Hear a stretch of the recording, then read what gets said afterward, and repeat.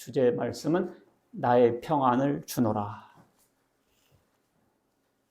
본문 다 같이 읽습니다. 시작. 평안을 너에게 끼치노니 곧 나의 평안을 너희에게 주노라.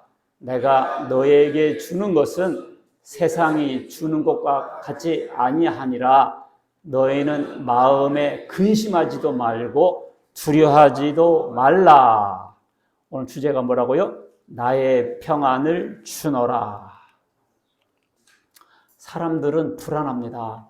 그렇죠? 원인 모를 불안에 사로잡혀 있어요. 그것은 하나님과의 관계가 불안하기 때문입니다. 히브리어로 평화를 샬롬 그러거든요. 영어로는 peace. 우리는 평화, 화평, 평강, 평안이라는 단어들로 쓰고 있습니다. 이 평강이라는 단어는 화목이라는 단어하고 연결되어 있어요. 우리가 화목할 때 평안을 느끼거든요. 부부간에 화목할 때 행복하다 생각이 들어요. 그렇죠? 직장도 퇴사하는 원인이 있어요. 봉급이 적어서도 아니고요. 교통이 불편해서도 아니고요. 복지가 발달하지 못해서도 아닙니다. 첫 번째 순위가 뭐냐면 직장 동료, 상사와 불화입니다. 직장 동료하고 싸우면 그 직장에 대해서 환멸을 느껴요. 금침대에서 살아도 싸우면 나무 침대만 못합니다. 우리는 인사말 안녕하세요 그러죠. 우리가 워낙 전쟁 속에 많이 살다 보니까. 그리고 우리는 인사말을 뭐라고 그래요? 진지 잡숴시오. 우리가 옛날에 못 먹고 살다 보니까 궁금한 거예요. 그래서 인사말이 그렇게 발전했습니다. 자, 그럼 우리는 어떻게 해야 하나님과 화목하게 되는가? 예수님께서 약속하신 나의 평안은 무엇인가? 근심하지도 말고 두려워하지도 말라고 하셨는데요. 오늘 나의 평안을 주리라는 예수님의 약속의 말씀 우리가 함께 묵상하면서 함께 은혜 받는 시간 갖겠습니다. 첫 번째, 예수님은 평안을 주러 오셨습니다. 예수님은 왜 오셨다고요? 평안을 주러 오셨어요. 그래서 예수님의 인사말은 평안할지어다 했습니다. 요한복음 20장 19절 보니까 제자들이 두려워하여 모였죠. 왜냐하면 예수님을 죽였기 때문에 자기들도 죽지 않을까 두려워했어요.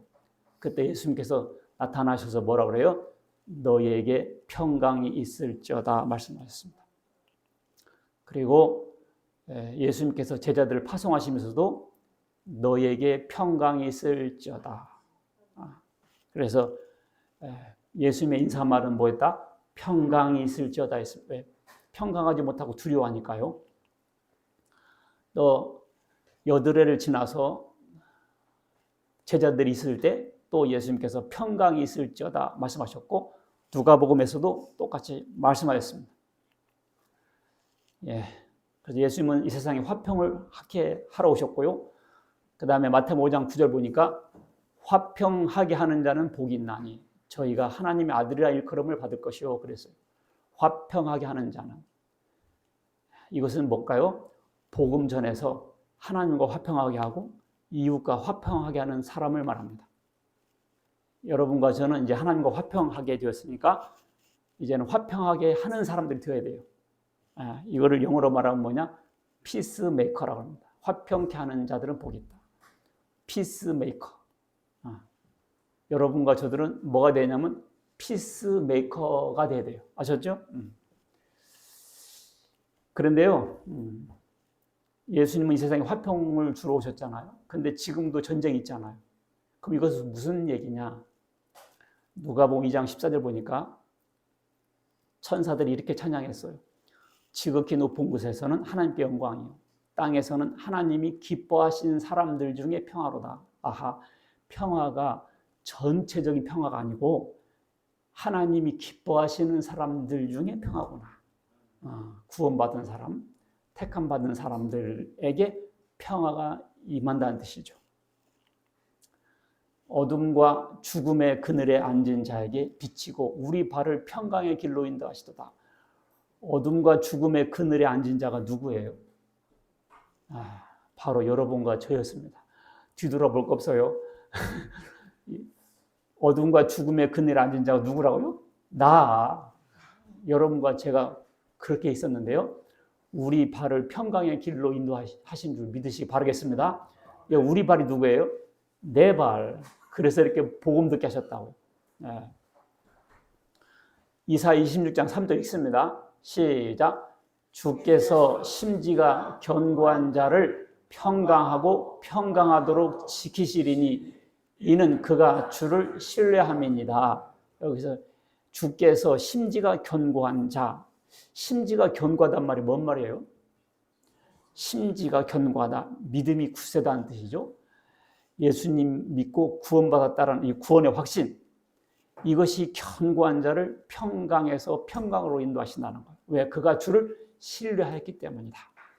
엄마 품에 있는 아기들이 엄마를 신뢰하잖아요. 그러니까 평강하고 평강한 거죠. 불안해 보세요. 우리 엄마가 나를 떨어뜨리면 어떡하지?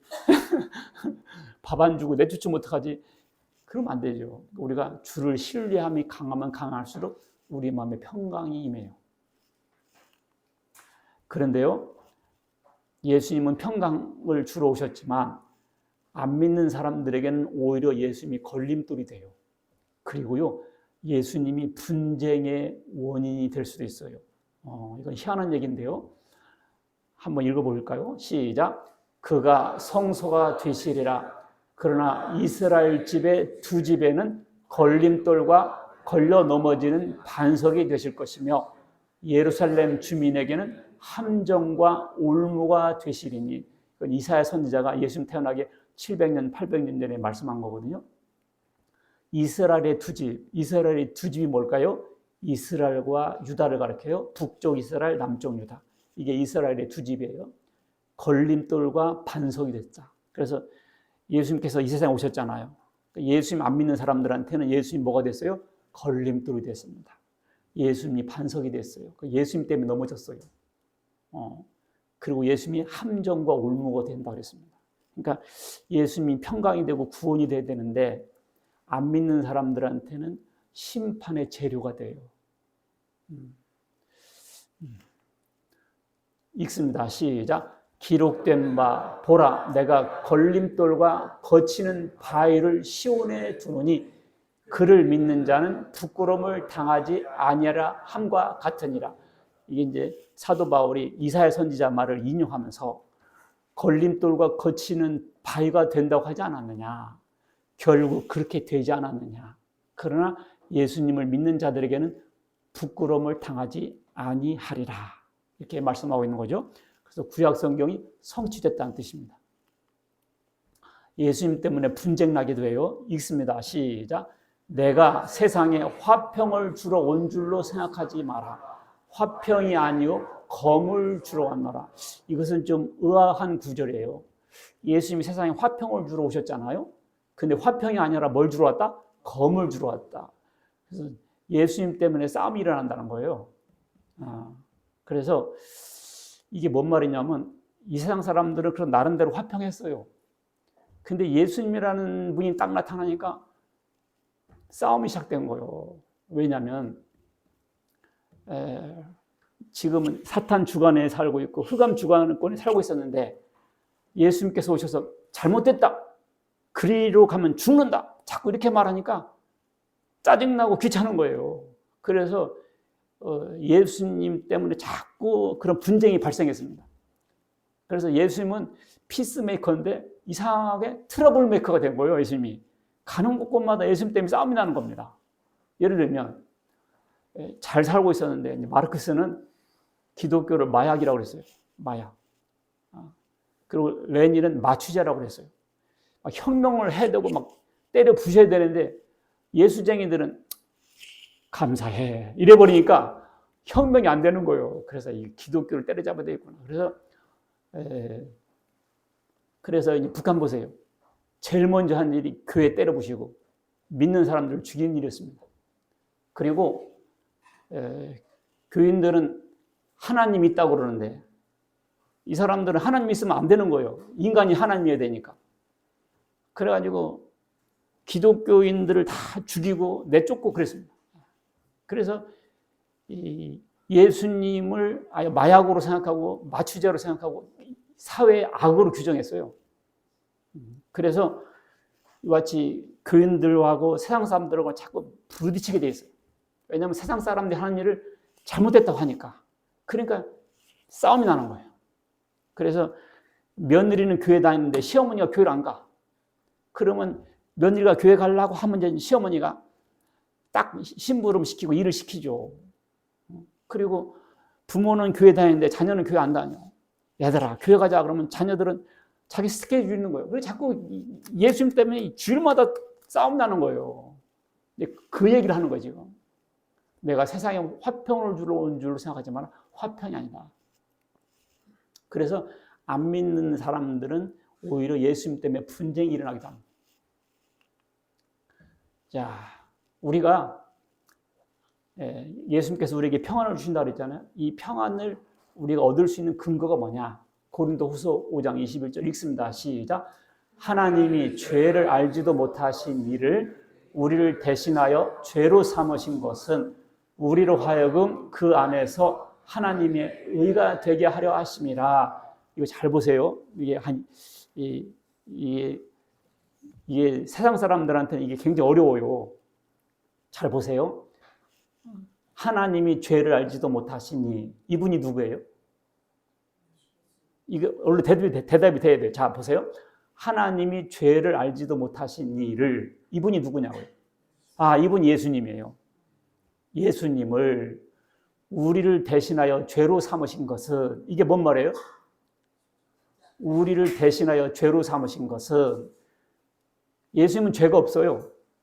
그런데 예수님한테 죄를 전가해서 예수님은 죄가 없는데 예수님께 죄를 어떻게 한다고? 전가해서 예수님을 죄인으로 삼고 그래서 죽게 하고 그리고 우리로 하여금 그 안에서 하나님의 의가 되게 한다.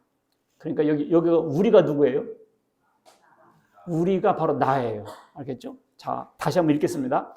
하나님이 죄를 알지도 못하신 예수님을 나를 대신하여 죄로 삼고 그래서 십자가에 못 박고 그럼 우리는 뭐가 됐어요 이제? 죄가 없어졌잖아요. 그래서 하나님의 의가 되게 하셨다. 이야, 이게 굉장히 높은 진리고 큰 진리예요. 이걸 바꿔치기 하는 거거든요. 원래는 우리가 죄인이라 우리가 죄값으로 죽어야 되는데 하나님께서 우리를 불쌍히 여겨서 우리의 죄를 누구한테 보내? 예수님께 보내서 예수님은 죄를 뒤집어 쓰시고 죽게 만들고 그러니까 우리 죄는 어떻게 된 거죠? 없어졌죠. 이야, 이거를 믿는 게 예수 믿는 거예요. 아셨죠? 사람들 예수 믿냐고 물어보면 믿는데요. 구원받았냐고 그러면 안 받았대요. 그러니까 그냥 교회를 댕긴 거지 믿은 게 아니었다 그 말입니다. 자, 요것이 기본 틀이에요. 요걸 중심으로 쭉 전개가 됩니다. 자, 우리가 죄인이에요. 자, 근데 어떻게 죄를 없애냐? 제가 얼마 전에 택시 타가지고 자기가 불교인이라고 하더라고. 그래서 불교에서는 죄를 어떻게 없애요? 내가 물어봤어요. 그때 그냥 조용히 갑시다. 뭐 그러면 그러니까 평생을 다녀도 어떻게 죄를 없애는지 확실히 모르는 거예요. 자, 읽습니다. 시작. 육체의 생명은 피에 있음이라.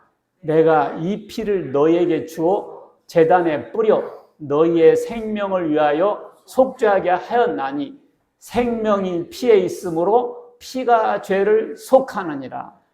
마지막 문장. 생명이 어디에 있어요? 피에 있으므로 피가 죄를 속하니라. 생명이 어디에 있어? 피에 있어요. 피가 죄를 속하는 겁니다. 그러니까 죄값은 사망이에요. 그러니까 죄를 졌으면 피를 흘려서 죽어야 끝나요. 그래서 피 흘림이 없이는 사함이 없다 그 말입니다. 피를 흘려야 죄가 끝나게 됐어요. 아셨죠? 자, 율법에 따르면 피로서 깨끗해지지 않는 것이 거의 없습니다. 그리고 피 흘리는 일이 없이는 죄를 용서받지 못합니다. 피 흘림이 없이는 어떻게 한다? 죄를 용서받지 못합니다. 그래서 구약시대 때는 어떻게 했냐? 예수님 오시기 전이니까 일단 동물을 죽여서 동물의 피를 흘렸어요. 그러면 그 사람의 죄가 용서받았다 그랬습니다. 이것은요, 예수님께서 여러분과 저를 위해서 죽으실 것의 모형과 그림자였습니다. 그래서 예수님 십자가를 해서 피를 흘리시니까 더 이상 동물을 통해서는 안 하는 거예요. 예수님 십자가를 지기 전에 모형과 그림자로 구약의 짐승들을 죽여서 피를 흘리게 했습니다. 그것은 예수님의 십자가의 뭐라고요? 모형과 그림자였습니다. 그래서 지금은 구약시대 때와 같이 동물을 죽여서 피를 흘리는 일이 없어졌습니다. 구약 때는 동물이 피를 흘렸습니다. 지금은 예수님이 피를 흘리셨다. 아셨죠? 자, 짐승으로 죄인을 대신하여 죽게 하였습니다. 읽습니다. 시작. 그 예물의 머리에 안수하고 회막문에서 잡을 것이요. 아론의 자손 제사장들은 그 피를 제단 사방에 뿌릴 것이요. 자, 예물은 짐승이거든요. 제물. 그 머리에 뭐를 하고? 안수하고. 안수한다는 것은 나와 짐승은 하나다라는 뜻이에요. 뭐라고요? 나와 짐승은 하나다. 그래서 안수하고 뭘 하냐? 이 죄인의 죄가 이 짐승에게로 갈저다 그래요. 이것을 죄의 전가라고 그래요. 알겠죠? 그래가지고 죽여서 피를 뿌린단 말이에요. 그러면 이 사람의 죄가 속죄받았다 그랬습니다. 그래서 동물이 구약 때는 제물이었고 지금은 예수님이 실체 제물이 되셨습니다. 그때 그 예수님의 그 제물이 예수님의 죽으심이 내 죄를 위해서 죽으셨다. 이걸 믿는 게 예수 믿는 거예요. 그럼 내 죄가 사라진다 그 말이에요. 아셨죠? 자, 3번. 예수님께서 대신 징벌을 당하셨기 때문에 우리의 죄가 사라지는 근거가 됐습니다. 자, 읽습니다. 시작. 그가 찔림은 우리의 허물 때문이요. 그가 상함은 우리의 죄악 때문이라. 그가 징계를 받음으로 우리는 평화를 누리고 그가 채찍에 맞음으로 우리는 나음을 받았도다. 이게 중요한 구절이니까 여러분들 또 외우고 또 읽고 또 읽고 해서 암송하세요. 그가 찔림은, 그가가 누구예요? 예수님. 그가 찔림은 우리의 허물 때문이요. 원래 우리가 찔려야 되는데 우리의 허물 때문에 누가 찔렸어? 예수님께서 찔렸어요. 그럼 우리의 허물은 끝난 거죠. 그가 상함은 우리의 죄악 때문이라. 원래 우리가 상해야 되거든요. 우리의 죄악 때문에 원래는 누가 상해야 돼요? 우리가 상해야 되는데 예수님께서 상하셨으니까 우리의 죄악은 끝난 거죠. 이야, 그가 징계를 받음으로 원래는 우리가 징계받아야 되거든요. 근데 예수님께서 징계를 받았어. 그래서 우리는 징계받아서 불안하게 살아야 되는데 예수님께서 징계를 받으셨으니까 우리는 더 이상 불안하지 할 필요가 없고 평화를 누리게 됐다는 거예요. 우리가 평화를 누리게 되는 근거가 뭔 줄 알아요? 예수님이 징계를 받으셨기 때문에. 아셨죠? 우리가 왜 평안을 받을 수 있는 자격이 생겼냐? 예수님이 징계를 받으셨기 때문에. 그가 채찍에 맞음으로 우리는 나음을 받았다. 원래는 우리가 채찍에 맞아야 되거든요. 근데 예수님이 맞으셨잖아. 그러니까 우리는 아플 필요가 없는 거지. 그래서 우리가 아픈 사람들이 이 구절을 붙잡고 기도하는 거예요. 예수님이 채찍에 맞으셨으니까 우리는 나음 받. 우리 속에다가 아픈 사람들은 자기 이름을 넣어서 읽어야 돼요. 우리가 왜 평화를 누리게 됐냐? 예수님이 징계를 받으셨기 때문에. 우리가 받아야 될 것을 예수님이 받으셨기 때문에 우리는 받을 필요가 없다 그 말이에요. 예수님께서 오셨을 때 세례요한이 뭐라고 합니까? 보라, 세상 죄를 지고 가는 하나님의 어린 양이다. 이야, 이 한마디가 우주적인 말이에요. 구약시대 때는 동물들을 막 죽였잖아요. 근데 예수님께서 오시니까 세례요한이 뭐라고 그래요? 보라, 세상 죄를 지고 가는 하나님의 어린 양이다. 요 세상 죄에 내 죄까지 지고 가셨다. 이걸 믿는 게 예수 믿는 거예요. 예수님이 죽으셨잖아요. 세상 죄를 지고. 근데 그 세상 죄 누구 죄도? 내 죄도 갖고 가셨다. 그래서 예수님의 십자가 죽으심으로 화평하게 되었습니다. 자, 예수님은 우리에게 무슨 평안을 주셨느냐? 내가 주는 평안은 세상이 주는 평안과 다르다 그랬거든요. 자, 예수님은 우리에게 무슨 평안을 주셨을까요? 읽습니다. 시작. 하나님과 바른 관계성에서 오는 평안이다. 하나님과 바른 관계성에서 오는 평안이다. 왜냐하면요, 우리 인간은 죄 때문에 하나님과 원수가 됐어요. 하나님과 원수가 됐습니다. 그래서 하나님과 불편해졌어요. 가정에서 부인하고 불편해도 불편하고, 가정에서 자식하고 싸워봐요. 그래도 불편해요. 직장에서 사장하고 싸워봐요. 얼마나 불편하겠어요. 절에서 중하고 싸워봐요. 얼마나 불편해요. 중이 싫으면 절을 떠나라. 절이 싫으면 중이 떠나라. 많은 속담이잖아요. 우리 교회에서도 성도들끼리 싸워봐요. 불편해요. 그냥 하나님과 우리가 불편해졌어요. 왜냐? 인간의 죄 때문에. 로마서 8장 있습니다. 시작. 육신의 생각은 하나님과 원수가 되나니 이는 하나님의 법에 굴복하지 아니할 뿐 아니라 할 수도 없습니다. 그래서 아담 때부터 불순종해가지고 이렇게 하나님과 원수가 되어 내려오고 있습니다. 가늠한 여인들아, 세상과 벗된 것이 하나님과 원수됨 알지 못하느냐? 그런즉 누구든지 세상과 벗이 되고자 하는 자는 하나님과 원수가 되는 것이니라. 이 가늠한 여인들은 특별한 여인들 말하는 것이 아니에요. 우리 인간들이 다 가늠한 여인들이에요. 하나님께서 볼 때는 이 가늠한 사람들아. 그러니까 우리가 세상과 벗대서 사는 게 사실 하나님과 원수예요, 사실은. 읽습니다. 시작. 전에는 우리도 다 그 가운데서 우리 육체 욕심을 따라 지내며 육체와 마음에 원하는 것을 하여 다른 이들과 같이 본질상 진노의 자녀였더니, 우리가 옛날에는요 육체와 마음에 원하는 것을 따라 살던 사람들이에요. 그래서 하나님의 사실 진노의 대상이었습니다. 그런데 예수님 믿고 우리가 하나님과 화친하게 된 거예요. 그래서 심지어 하나님 아들까지 됐고요. 그래서 우리는 하나님과 화목해야 되고, 그래서 하나님과 화목하니까 진정한 평화가 우리 마음에 깃들게 된 겁니다. 예수님은 하나님과 인간 사이에 원수 됐잖아요. 그래서 구약시대 때는 하나님께 화목 제사를 드리라고 했어요. 화목 제사. 그걸 영어로 말하면 peace offering, 평화의 제사. 그 다음에 다른 말로 하면 fellowship offering이라고 해요. fellowship. 그래서 하나님과 fellowship, peace offering. 사람이 죄를 져가지고 하나님과 원수 됐잖아요. 그냥 못 가요. 제물 들고 나가야지. 그래서 하나님께서 화목 제물을 드리라고 했어요. 그래서 이 화목 제물은요 5대 제사가 있어요. 번제, 소제, 화목제, 속건제, 속죄제. 이 화목제는 세 번째고요. 번제는 제사 중에 가장 기본입니다. 하나님으로부터 용서를 받고 짐승을 죽여가지고 용서를 받았어요. 그 다음에 소제는 곡물로 드리는 제사예요. 피 없이 드리는 유일한 제사가 소제입니다. 이것은 짐승의 피로 구원받은 사람들은 이제 하나님께 헌신한다는 의미로 소제를 드렸어요.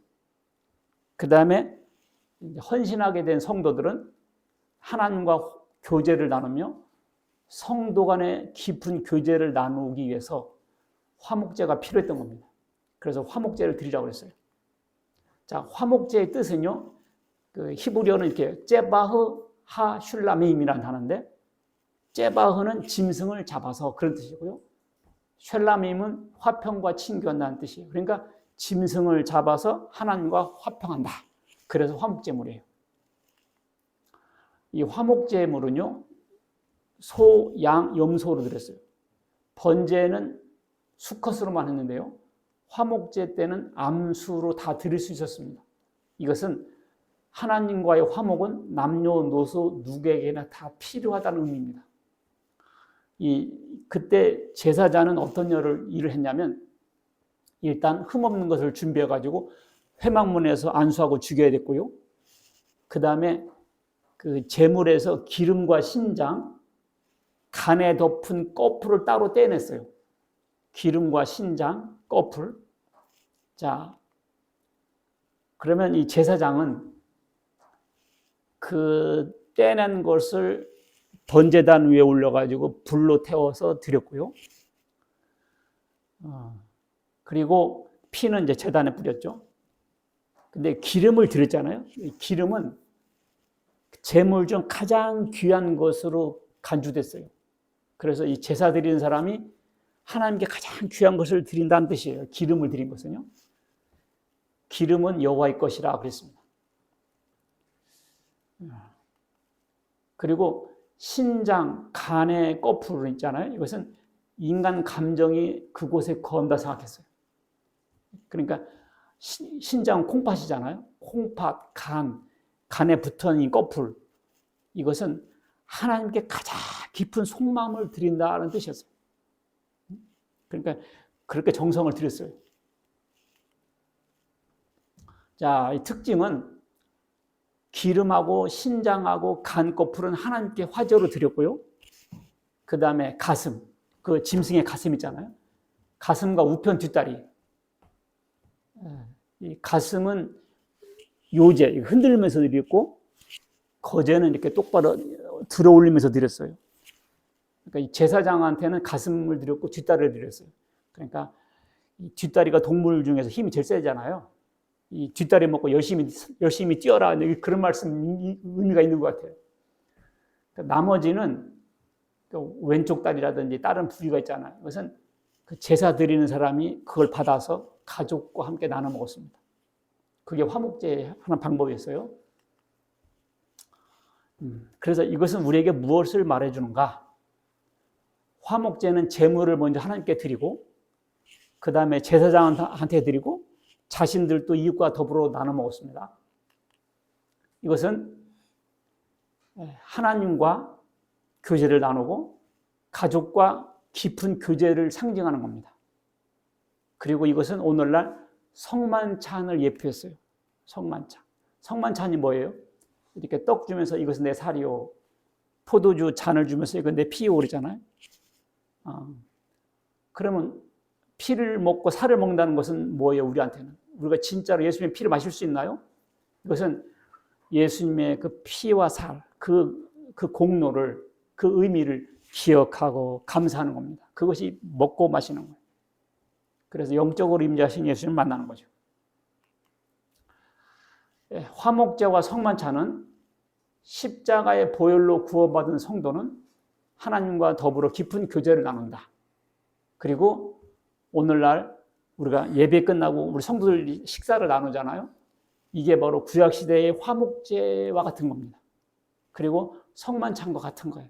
그러니까 우리가 예배 끝나고 먹는 식사는 결혼식장에서 먹는 피로연하고 달라요. 우리는 교회에서 먹는 이 음식은 이것은 예수님의 살이다라고 생각해서 먹고 음료를 마시면 예수님의 피다 이런 의미로 마신다면 그게 바로 성만찬이에요. 그것도 성만찬이 될 수 있어요. 그래서 우리가 이렇게 교회에서 이 예배 끝나고 먹는 식사가 그렇게 귀한 거예요. 그러므로 하나님께는 예배와 성만찬을 통해 하나님께는 어떻게? 예배와 성만찬을 통해서 나가고 우리 성도들은 말씀을 나누고 교제하면서 이것이 화목제예요. 그런데요. 자, 구약시대 때 이렇게 화목제를 어떻게 드리라고 하셨잖아요. 알고 보니 예수님이 바로 진짜 화목제물 했다. 믿습니까? 예수님이 뭐 했다? 진짜 화목제물 했던 겁니다. 읽습니다. 시작. 그는 우리 죄를 위한 화목제물이니 우리만 위할 뿐 아니요 온 세상의 죄를 위하심이라. 그는 예수님이잖아. 예수님은 우리 죄를 위한 뭐다? 화목제물 했던 겁니다. 우리뿐만 아니라 세상의 죄를 위하였다. 로마서 5장 1절 시작. 그러므로 우리가 믿음으로 의롭다 하심을 받았으니 우리 주 예수 그리스도로 말미암아 하나님과 화평을 누리자. 죄를 짓고 검거가 되지 않으면 막 도망다니잖아요. 불안하잖아요. 근데 하나님의 눈을 피해서 도망갈 수가 없어요. 그러니까 예수님을 화목제로 삼고 하나님과 화평을 누려야 돼요. 그러니까 예수님을 화목제로 제물로 삼은 사람은 하나님과 화평을 누릴 수 있는데 그렇지 못한 사람은 이제 숨을 데가 없죠. 숨을 데가 없어요. 아버지께서는 모든 충만으로 예수 안에 거하게 하시고, 읽습니다. 시작. 그의 십자가의 피로 화평을 이루사 만물 곧 땅에 있는 것들이나 하늘에 있는 것들이 그로 말미암아 자기와 화목하게 되기를 기뻐하심이라. 그의 십자가는 예수님이잖아. 예수님의 피로 화평을 이루사 하나님과 그로 말미암아 예수로 말미암아 자기와 화목. 자기가 누구죠? 하나님. 예수로 말미암아 하나님과 화목하게 되기를 기뻐하신다. 그러니까 예수님 없이 나가는 사람들은 갈 데가 없어요. 전에 악한 행실로 멀리 떠나 마음으로 원수가 되었던 너희가 누구예요? 나. 이제는 그의 육체의 죽음으로 말미암아 예수님의 죽음으로 말미암아 화목하게 하사. 그래서 예수님의 죽음을 통해서 비로소 하나님과 화목하게 된 거예요. 그런데 혹자는 말하기를 예수님이 죽어서는 안 된다. 예수님이 십자가는 실패다. 이렇게 말하는 사람들이 있어요. 도대체가 성경을 전혀 모르는 사람들이. 예수님이 안 죽었으면 우리는 살 길이 없어요. 자, B 읽습니다. 시작. 하나님의 절대 주권에서 나온 믿음에서 오는 평안이다. 우리가 예수 믿으면 왜 평안하냐? 하나님을 절대 주권자로 믿기 때문에 그래요. 첫 번째, 하나님은 창조주시거든요. 근데 워치메이커, 시계의 공이 시계를 만들고는 더 이상 신경 쓰지 않는 것처럼 하나님께서 창조하신 다음에 나는 몰라라. 니들끼리 알아서 살아. 이게 아니에요. 이렇게 주장한 사람들은 이신론자라고 하거든요. 하나님은 그런 분이 아니에요. 시작. 나는 빛도 짓고 어둠도 창조하며 나는 평안도 짓고 환난도 창조하나니 나는 여호와라. 이 모든 일을 행하는 자니라. 아하, 여러분들 이 모든 일을 행하는 분이 예수 하나님이세요. 그러니까 이걸 다 믿으면요 평안해요. 저도 믿음이 약해지면 걱정이 많아져요. 이러다 우리나라 망하는 거 아닌가부터 시작해서 이게 걱정이 많아져요. 근데 하나님에 대한 절대 주권에 대한 믿음이 강하면 강할수록 평강해져요. 왜냐하면 하나님께서 모든 것을 컨트롤할 것이라는 걸 믿기 때문에 그렇습니다. 하나님은요 나라의 흥망성쇠를 좌우합니다. 시작. 그는 때와 계절을 바꾸시며 왕들을 폐하시고 왕들을 세우시며 지혜자에게 지혜를 주시고 총명한 자에게 지식을 주시는도다. 때와 계절. 지금이 어느 때예요? 때와 계절. 여러분들 이게 봄, 여름, 가을, 겨울 차카차카 돌아가죠. 그거 마음대로 되는 게 아니에요. 하나님께 돌리고 오시다고요. 자, 왕들을 폐하시며 왕들을 세우시고 왕들도 이게 알고 보면 하나님께서 이렇게 주관하고 계신다고요. 왕들을 폐하시고 왕들을 세우시고. 다니엘서 보면 이것이 특히 두드러져요. 느부갓네살이 꿈을 꾸는데요. 꿈을 꿨어요. 머리는 순금이요, 가슴과 두 팔은 은이요, 배와 널적다리는 노시요, 종아리는 쇠요. 그리고 그 발은 얼마는 쇠, 얼마는 진흙이다. 이런 꿈을 꿔요. 그런데 이 느부갓네살이 꿈꾸고 잊어먹었어. 그리고는 무당부터 시작해서 점쟁이부터 시작해서 다 오라고 했어요. 그리고 내가 꿈꿨는데 잊어먹었다. 그걸 꿈을 알아내고 해석하라고 그래요. 그 못하면 다 죽이겠다 그럽니다. 아니 세상에 이런 억지가 어디 있어요. 꿈꾸고 잊어먹었어. 그리고 무당부터 점쟁이들 다 불러가지고 내가 꿈꿨는데 알아맞히고 해석하라고 그래요. 못하면 머리부터 발끝까지 다 두 쪽 내버리겠다고. 이야, 그래가 다 죽이려고 하는 건데 다니엘이 그걸 하나님한테 기도해서 받아냅니다. 그리고는 왕이여 이것 꿨지요? 그래요. 이것 꿨지요? 그래요. 머리는 금, 팔과 어깨는 은, 배는 동, 다리는 철, 발은 철과 흙, 이 느부갓네살이 앞으로 우리 이 세계의 정세는 어떻게 될까 이렇게 생각하고 있었어요. 그때 이걸 하나님 보여줬거든요. 그 금은 바벨론이에요. 느부갓네살 왕. 그러니까 이 바벨론의 느부갓네살 왕의 영화를 여기가 이라크거든요. 후세인이 이걸 해보려고 한 거예요. 후세인이. 그러다 이제 부시한테 죽었지만, 자 바벨론이었고 그 다음에 메데 파사, 바사는 페르시아거든요. 헬라는 그리스, 알렉산더. 그 다음에 누가 와요? 로마가 왔단 말이에요. 그 다음에 발가락이 나오잖아요. 지금이 이 발가락하고 이런 시대거든요. 이 바벨론의 느부갓네살 나라가 꿈꿨는데 지금 그대로 세계사가 그대로 전개됐어요. 봐봐요. 바벨론, 메데, 페르시아, 헬라, 알렉산더, 그 다음에 로마, 그 다음에 열국시대. 지금 이렇게 진행되고 있잖아요. 그러니까 이 세계 정세도 하나님께서 이렇게 마스터 플랜을 놓고 이렇게 펼쳐가고 있어요. 느부갓네살이 두 번째 꿈을 꿔요. 큰 나무가 나오는데 새들도 있고 짐승들이 있어요. 근데 어떤 사람이 와서 잘라버려요. 이게 뭔가 그러죠. 그때 다니엘이 뭐라냐? 그 나무는 왕이요 그랬어요. 왕이 교만하니까 하나님께서 잘라가지고 폐위시킨 다음에 제정신 차린 다음에 복귀시킨다고.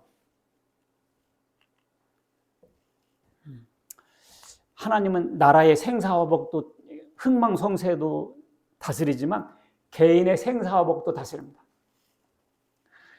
이 벨사살 왕이 있었어요. 그 느부갓네살의 왕 아들인데 벨사살이.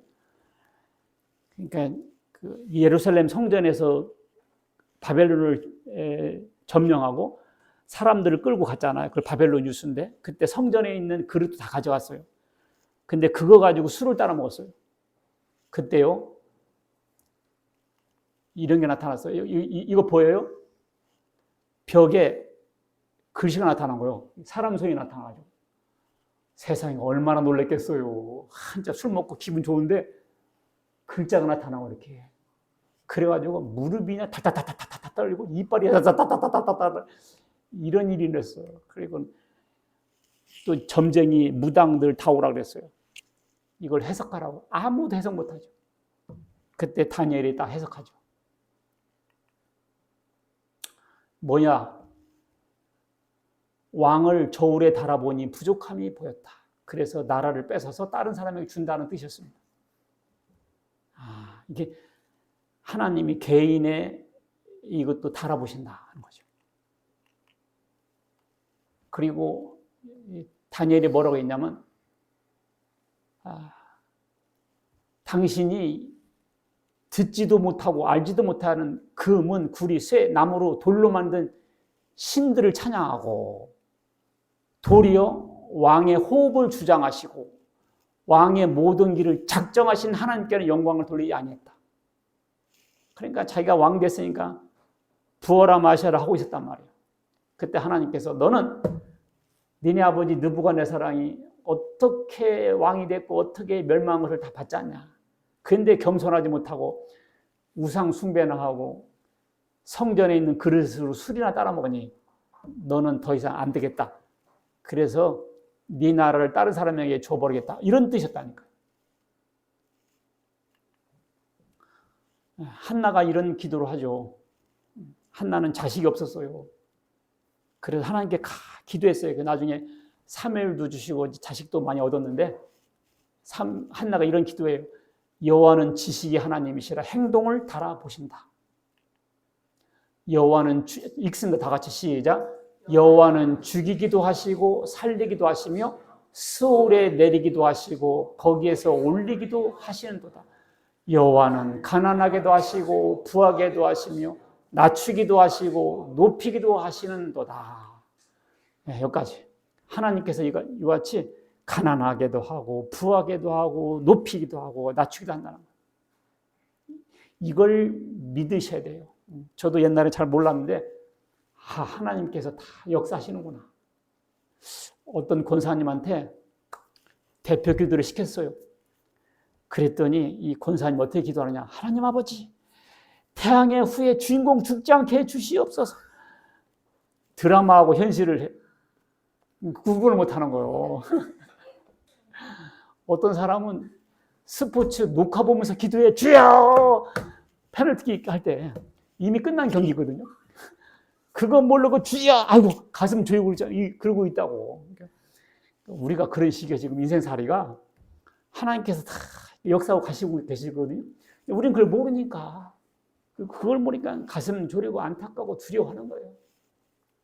오늘 이후로 하나님께서 나라와 개인까지도 다스리시는구나. 이걸 알면 대표하죠.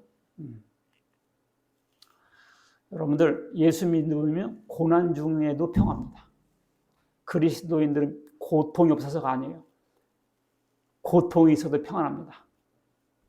보옵소서 내게 큰 고통을 더하신 것은 내게 평안을 주려 하심이라.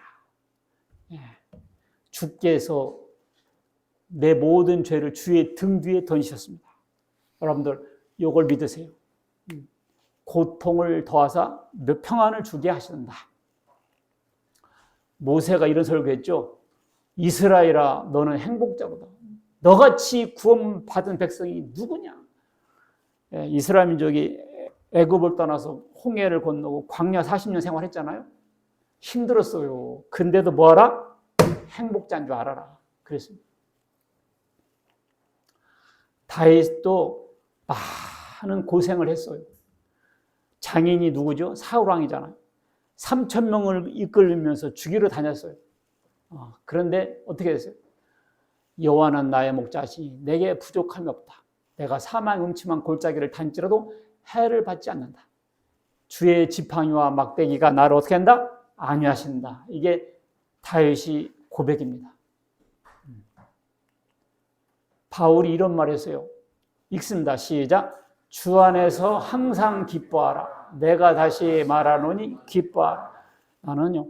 바울이 엄청 즐거운 상태인 줄 알았어요. 아니에요. 지금이 어디냐면 감옥입니다. 여기가. 옥중서신이거든요.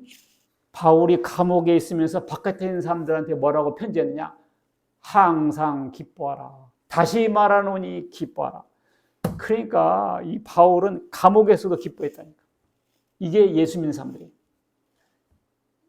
그 다음 읽습니다. 시작. 아무것도 염려하지 말고 다만 모든 일에 기도와 간구로 너희 구할 것을 감사함으로 하나님께 아뢰라. 그리하면 모든 지각에 뛰어난 하나님의 평강이 그리스도 예수 안에서 너희 마음과 생각을 지키시리라. 여러분들 염려할 때 기도하세요. 아무것도 염려하지 말고 다만 모든 일에 기도와 간구로 너희 구할 것을 감사함으로 하나님께 아뢰라. 염려하는 사이에 뭐하라? 기도하라. 여러분들 예수 믿는 사람들은 영광스러운 미래에 대한 기대에서 평안합니다. 믿음의 주요 또 온전하게 하시니 예수를 바라보자. 그는 그 앞에 있는 기쁨을 위하여 십자가를 참으사 부끄러움을 개의치 아니하시더니 하나님 보좌 위에 우편에 앉으셨다. 예수님이 십자가를 놓고서 예수님 참으셨다고. 왜냐하면 영광스러운 보좌를 생각하십니다. 그러니까 여러분과 저도 영광스러운 미래를 기대하시면서 현재 약간의 고난을 참으시면 됩니다. 우리에게도 영광스러운 뭐가 있다? 미래가 있다. 생각하는데 현재의 고난은 장차 우리에게 나타날 영광과 비교할 수 있다 없다? 없다. 그래서 여러분들 예수 믿는 사람들은 이런 평안이 있어요. 여호와의 말씀이니라 너희를 향한 나의 생각을 내가 하나니 평안이요 재앙이 아니라 너희에게 미래와 희망을 주는 것이다. 하나님의 생각은 우리에게 미래와 희망을 주는 것입니다. 이걸 믿으세요. 결론. 여러분 이 찬양 아까 우리 호산나가 부른 찬양이죠. 내 평생에 가는 길 순탄하여 늘 잔잔한 강 같든지 큰 풍파로 무섭거렸든지 나의 영혼은 늘 편하다. 이게요 호레이시오 스페포드라는 사람이 지은 작사인데요. 이 사람이 딸 4명을 죽었어요. 영국으로 가던 배가 부딪혀서 죽습니다. 자기 부인만 살아남아요. 그래가지고 그 영국으로 가면서 그 자기 딸이 죽은 지역을 지나갑니다. 이 지역이 사고가 났던 장소다. 대성통곡하죠. 대성통곡하죠. 딸이 4명 죽었는데 어떻게 해요? 대성통곡을 하는데 음성이 들렸어요. 내가 네 딸들을 내 나라에 데려왔다. 그런 하나님의 음성을 듣습니다. 그래서 이 찬양을 쓰기 시작한 거예요. 내 평생에 가는 길 순탄. 이 사람이 순탄한 게 아니었어요. 사실은 순탄하여 잔잔한 강 같든지 이래가지고 나중에 예루살렘 가가지고 유대교인들과 이슬람 사람들을 전도하면서 생애를 마치게 된다는 그런 얘기를 들었어요. 야, 내 평생에 가는 길 순탄하여. 여러분들 이 의미를 부르고 찬양하면 그렇게 은혜가 돼요. 하물며 여러분과 저는 그러면서 하나님께서 독생자 아들을 잃을 때 그 슬픔을 이분이 맛본 거죠. 그러면서 하나님도 큰 뜻을 위해서 독생자를 내놨구나. 그러면서 거기서 평화를 얻어요. 그래서 그는 하나님의 위로와 평강을 맛봤고 여러분과 저도 예수님이 우리의 뭐다? 화목제물처럼 소나 양이나 염소처럼 죽으셨다. 그러면 그 죽음이 헛되게 하지 말아야 되겠다. 그럼 우리는 하나님과 화목해야 되고 구원받은 성도들과 화목해야 되죠. 그래서 하나님과 화목하니까 이 성도들과도 화목하게 되고 가족과도 화목하게 되고 그것이 교제로 나타나고 성만차로 나타나고 그래서 우리 식사 준비하는 분들도 화목제에 동참한다는 심정으로 들어야 돼요. 아이고 또 일요일이네. 화평케 한다는 복이 있나니. 그래서 뭐예요? 복음을 전해서 하나님과 인간 사이에 원수된 것을 우리가 화평케 해야 돼요. 화평케 하는 자는 하나님의 아들이라 일컬음 받을 것이다. 화평케 하는 자들은 화평으로 의의 열매를 거두리라. 화평케 하는 여러분과 제가 되시기를 주의 이름으로 축원합니다. 아멘. 네, 우리 다 같이 잠깐 오늘 말씀을 생각하면서 하나님과 내가 그동안 원수였구나. 예수님의 보혈의 피를 망각했구나. 하나님과 나는 원수였고 이웃과도 원수였고 또 가족과도 성도들 간에 불편한 것이 많았습니다. 이 시간 회개하면서 하나님께 은혜 받는 시간을 갖겠습니다. 다 같이 기도하시겠습니다. 하나님 아버지 감사드립니다. 아버지 하나님 오늘날 우리가 하나님과 원수 가운데 살았습니다. 알고 보니 예수님께서 화목제물로 죽으셨는데 하나님 이 귀한 사실을 사람들이 모르고 살고 있습니다. 하나님 이 귀한 사실을 이 복음을 많은 사람들에게 전파하는 저희들 되게 주시옵소서. 아버지 하나님 감사합니다. 아버지 하나님 감사합니다. 하나님 예수님께서 채찍에 맞음으로 우리가 나음을 입고 그가 찔림은 우리 허물이라며 그가 상함은 우리의 죄악을 인함이라. 그가 징계를 받음으로 우리가 평화를 누리고 그가 채찍에 맞음으로 나음을 입었다 해서 그 예수님의 그 고귀한 희생과 죽음을 하나님과 화목하고 성도들과 화목하는 하나님 아버지여 예수님의 죽음을 아버지 화목제물로 귀하게 쓰는 저희 성도들 다 되게 해 주시옵소서. 오늘 처음 온 사람도 가다가 만난 사람이라 할지라도 하나님 오늘 말씀을 통해서 하나님과 화목하고 성도들과 화목하게 하여 주시옵소서. 이웃과도 화목하는 우리 모두 되게 해 주시옵소서. 하나님 아버지 감사드립니다. 그 말씀을 영광받아 주시옵소서. 아멘. 할렐루야. 감사합니다. 우리 주 예수 그리스도의 이름으로 기도합니다. 아멘. 이제 412장 하시면서 준비한 헌금 하시겠습니다.